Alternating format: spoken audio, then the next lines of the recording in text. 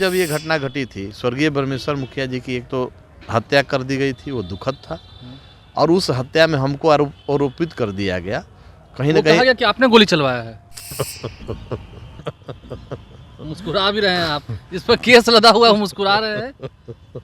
आप उस वक्त कहाँ थे? हम पटना पुनाई चक, न्यू पुनाई चक में 26/74 हमारा सरकारी आवास उस है। वक्त आप बिहार विधान परिषद के सदस्य थे। समाज के एक महत्वपूर्ण व्यक्ति थे। आप उन्हें अभी भी समाज का महत्वपूर्ण व्यक्ति मानते हैं? हम निश्चित तौर पे मानते हैं। थे इज्जत थी दिल में। अरे 5:30 या 6 बजे के आसपास हम जगे ही थे। मतलब जब उनकी हत्या हुई उस वक्त आप सो रहे थे? हाँ बिल्कुल। अब जगे, जैसे ही हम जगे तो हमारे हाथ में पुर्जा आया, हाथ में पुर्जा आया कि मुखिया जी की हत्या हो गई। स्वयं नार्को टेस्ट कराने को तैयार हूँ, और मैं आज भी हूँ। नार्को टेस्ट आप कराने आज भी अभी भी मैं तैयार हूँ। जो वास्तविक हत्यारे थे बच गए। मुखिया जी की आत्मा तो आज करा रही होगी। एक तो उनके हत्यारों को आप चिन्हित नहीं कर पा रहे हैं, पकड़ नहीं पा रहे हैं, दूसरे में निर्दोष और ऐसे व्यक्ति को जो हमसे पहले से जुड़ा हुआ है उसी को आप फंसा रहे हैं। नमस्कार, मेरा नाम आलोक है, आप लाइव स्टीज देख रहे हैं। आजकल बिहार में खूब चर्चा हो रही है हुलास पांडे की।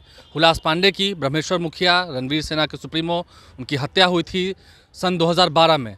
हुलास पांडे का नाम आया है, सीबीआई ने चार्जशीट दाखिल की है। हुलास पांडे हमारे साथ हैं। अब तो आप लोजपा पार्टी के साथ नहीं है ना, फिलहाल अपने इस्तीफा दे दिया? नहीं, पार्टी से हमने अपने पद से इस्तीफा दे दिया। पद से इस्तीफा दे दिया? जी, हमारे पद से हमने इस्तीफा दे दिया। क्यों दे दिया? जब इस तरह का आरोप, निराधार, असत्य, झूठा आरोप न्यायालय में पेश किया गया, न्यायालय में हमारे खिलाफ डाला गया, जिसमें हमको नामजद मुख्य आरोपी बनाया गया, तो हमारी नैतिक जिम्मेदारी और जवाबदेही बनती है कि पहले हम अपने पद से इस्तीफा दे दें। आप पाक साफ होकर फिर लौटेंगे? निश्चित तौर पे सत्य को आप पराजित नहीं कर सकते हैं, परेशान कर सकते हैं। परेशान कर रहे हैं, पराजित थोड़े कर देंगे। सत्य जो है वही सत्य रहेगा। हुलास पांडे को भी लोग परेशान कर रहे हैं अब तो आपके सामने है।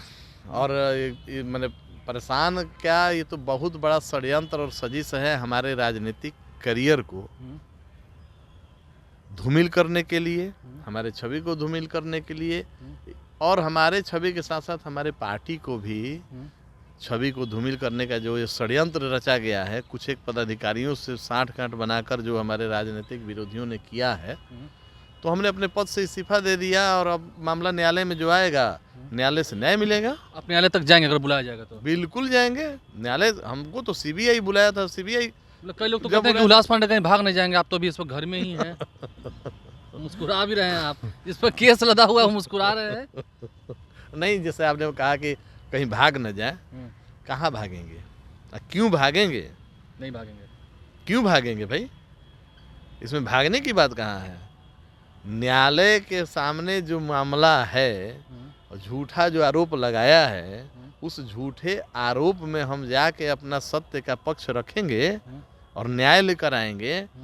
वो लोग भागेंगे जो हम पर झूठा आरोप लगाए, हम क्यों भागेंगे? चलिए हुलास पांडे जी, हम सवालों का सिलसिला शुरू कर ही रहे हैं। 2023 में लगभग 15 दिन से कम का समय बाकी है। 2024 चुनावी साल है।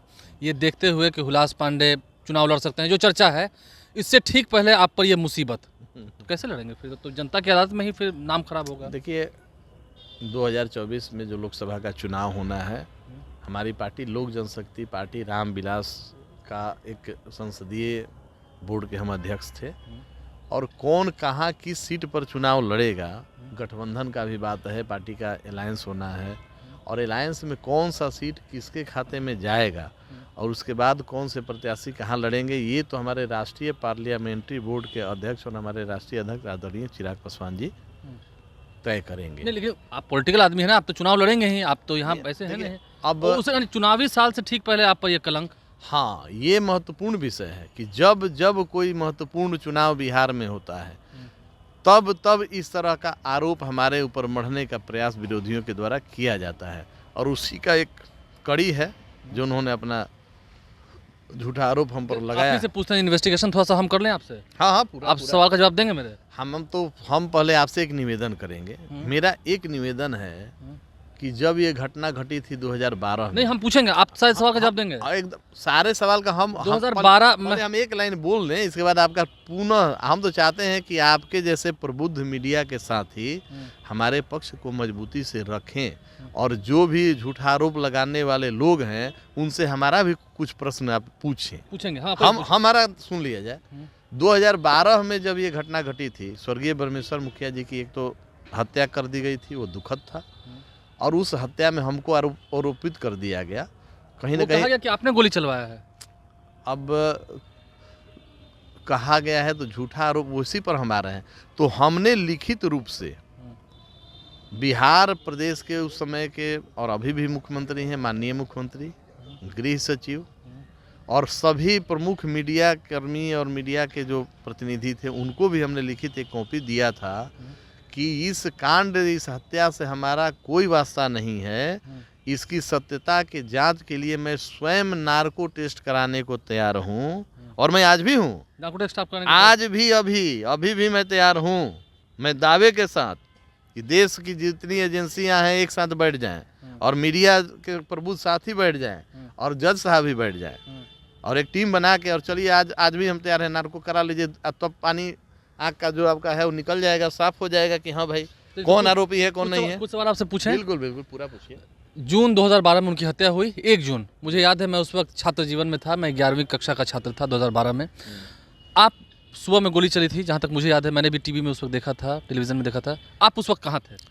हम पटना पुनाई चक, न्यू पुनाई चक में 26/74 हमारा सरकारी आवास है। आप बिहार विधान परिषद के सदस्य थे?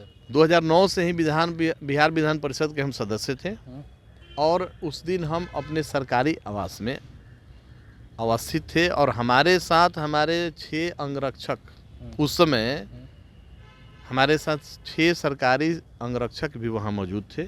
हमारे साथ जो हमारे राजनीतिक सहयोगी थे 2-3 वो भी हमारे साथ मौजूद थे, और सुबह का समय था। सुबह अभी हम जगे तब तक नीचे से कागज़ पर लिख के और पुर्जा मेरे पास आया।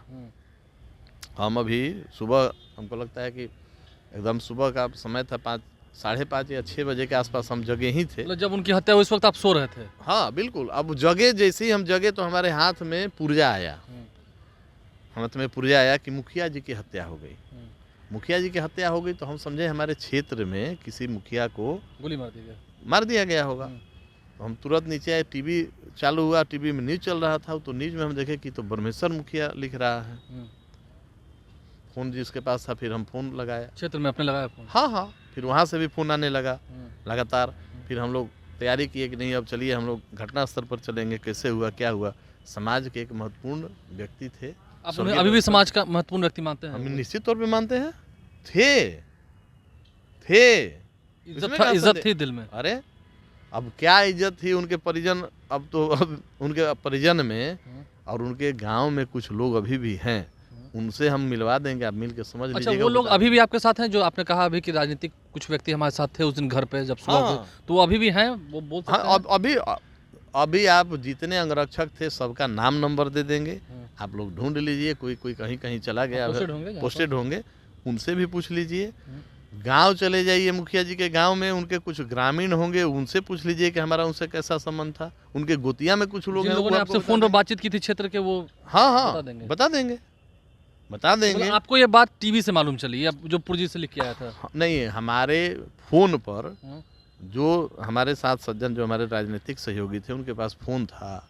उस फोन पर पहले फोन आया और फोन के बाद टीवी ऑन किया गया। आप उस वक्त पटना में थे जब उनकी हत्या हुई? एकदम पटना में ही थे, और पटना से हम लोग, उस समय का मोबाइल का टावर लोकेशन बता देगा कि हम कहाँ थे।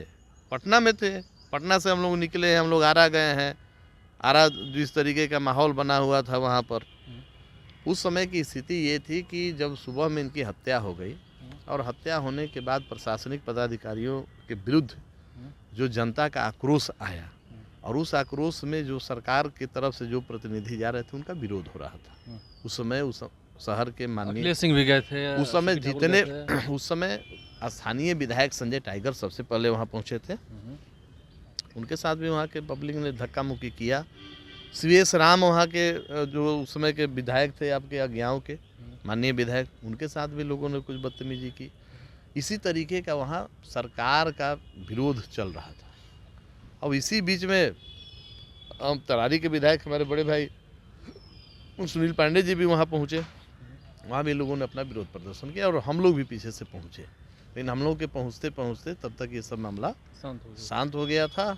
और उस दिन भी, जिस दिन मुखिया जी की हत्या हुई है, या जब टीवी में न्यूज़ चला है, जब हम देखे हैं टीवी का न्यूज़, उस दिन भी हमारी लगातार इंदु भूषण जी से बात होते रही है। हम आपको महत्वपूर्ण बात बता रहे हैं, बात उस दिन हो रही थी, लगातार उनसे बात हो रही थी कि भाई कहाँ हैं, तो हम ट्रेन में हैं, हम पहुँच रहे हैं, आप भी पहुँचिए, हम भी पहुँच रहे हैं। लगातार बात होते रही है, श्राद्ध क्रम तक हमारी लगातार बात होते रही है। अच्छा ठीक है, हम ये अंतिम सवाल है मेरा। आज जो लोग चुनाव से पहले देखिए नज़रिया ख़राब किया था या विज़न ख़राब किया है, जो आपके क्षेत्र के लोग हैं उनमें तो ये डाल दिया ना कि हाँ हुलास पांडे ही ब्रह्मेश्वर मुखिया के हत्यारे हैं। सीबीआई ने जो कहा है तो गलत थोड़ी कहा है। देखिए क्या है, विज़न तो चेंज किया जा रहा है। आप इस बात को मानते हैं ना कि आपको हत्यारा पे परसेप्शन को बिगाड़ने का एक परंपरा बन गया है एजेंसियों का इस्तेमाल करके। इसमें एजेंसी के कुछ एक पदाधिकारी हैं जो हमारे राजनीतिक विरोधियों से उनका गठजोड़ है, और उन्हीं के इशारे पर ये उन्होंने काम किया है। एक तीर से तीन निशाना, एक तीर से तीन निशाना ये हुआ साहब कि एक तो जो वास्तविक हत्यारे हैं वो बच गए, उनका तो बाल बाका नहीं करने जा रहे हैं, जांच का अपने रुख दूसरे तरफ मोड़ दिया, झूठा आरोप किसी और पर लगा दिया। तो जो वास्तविक हत्यारे थे बच गए। मुखिया जी की आत्मा तो आज करा रही होगी कि एक तो उनके हत्यारों को आप चिन्हित नहीं कर पा रहे हैं, पकड़ नहीं पा रहे हैं, दूसरे में निर्दोष और ऐसे व्यक्ति को जो हमसे पहले से जुड़ा हुआ है उसी को आप फंसा रहे हैं। तो ये मुखिया जी के आत्मा को भी कष्ट पहुंचा रहा है। अब आप क्या करेंगे? न्यायालय को पूरा सहयोग करेंगे? बुलाया जाएगा तो जाएंगे? हमने सीबीआई को भी सहयोग दिया था। और अभी तो आपने कह दिया, बड़ी बात कह दी कि नार्कोटिक्स देने को तैयार है। हम अभी भी दावे के साथ कर रहे हैं आलोक जी कि सभी मीडिया के प्रतिनिधि के सामने लाइव करके, अच्छा लाइव भी देने को तैयार है? लाइव हम तैयार हैं, 24 घंटे सदैव तैयार हैं। जब मन वो आ जाए, जब जिसकी इच्छा हो भाई, एक बार तय तो हो जाए।